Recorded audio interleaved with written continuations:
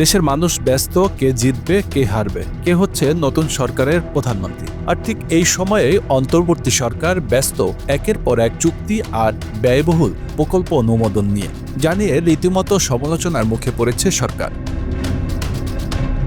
নির্বাচনী তফসিল ঘোষণার পর সাধারণত নিয়ম হচ্ছে বড় প্রকল্প নয়, দীর্ঘমেয়াদী সিদ্ধান্ত নয়, রাষ্ট্র চালানোর ন্যূনতম কাজ এ পর্যন্তই। কিন্তু বাস্তবতা কি? মাত্র ২৫ দিনে অনুমোদন ৬৪টি প্রকল্প, ব্যয় ১,০৬,০০০ কোটি টাকা। এর মধ্যে ৪০টি সম্পূর্ণ নতুন প্রকল্প।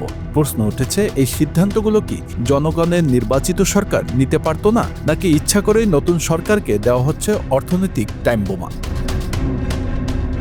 আরও বিস্ময়কর তথ্য হল, ১.৫ বছরের মেয়াদে অন্তর্বর্তী সরকার মোট ১৩৫টি নতুন প্রকল্প হাতে নিয়েছে, যার মোট ব্যয় ২,০৩,০০০ কোটি টাকা। অতীতে যেখানে তফসিল ঘোষণার পর একনেক সভা কার্যত স্থগিত থাকত, সেখানে এবার এক সপ্তাহে একাধিক মেগা প্রকল্প অনুমোদন দিয়েছে সরকার। সবচেয়ে আলোচিত সিদ্ধান্তগুলোর একটি হলো যুক্তরাষ্ট্রের সঙ্গে নতুন বাণিজ্য চুক্তি। শুনতে ভালো, শুল্ক কমবে, রপ্তানি বাড়বে। কিন্তু একটা প্রশ্ন, চুক্তির শর্ত জানে কে? না সংসদ জানে, না জনগণ জানে। কারণ আগেই সই করা হয়েছে নন ডিসক্লোজার এগ্রিমেন্ট। বিনিময়ে বাংলাদেশ কি পাচ্ছে? মার্কিন তুলা, গম, এলএনজি, আর সবচেয়ে বড় কথা, বোয়িং উড়োজাহাজ কেনার প্রতিশ্রুতি। এই চুক্তি কার জন্য? বাংলাদেশের জন্য নাকি মার্কিন কোম্পানির জন্য?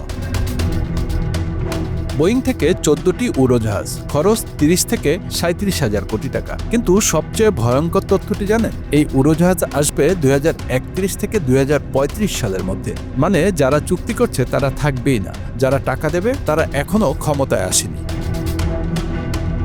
ডলার বাড়বে, ঋণ বাড়বে, বিমান লোকসানে চলবে, আর দায় নেবে ভবিষ্যতের সরকার, ভবিষ্যতের জনগণ।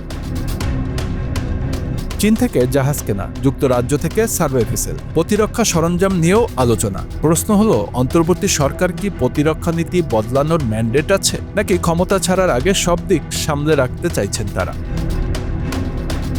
সবচেয়ে ভয়ঙ্কর সিদ্ধান্ত নবম পে স্কেল। বাস্তবায়নে বছরে লাগবে ১,০৬,০০০ কোটি টাকা। এই টাকা আসবে কোথা থেকে? কর বাড়িয়ে, ঋণ নিয়ে, নাকি টাকা ছাপিয়ে? যেটাই হোক, চাপ পড়বে সাধারণ মানুষের ওপর।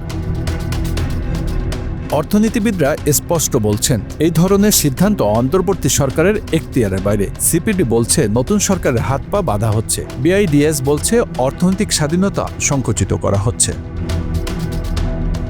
Bangla affairs, news desk.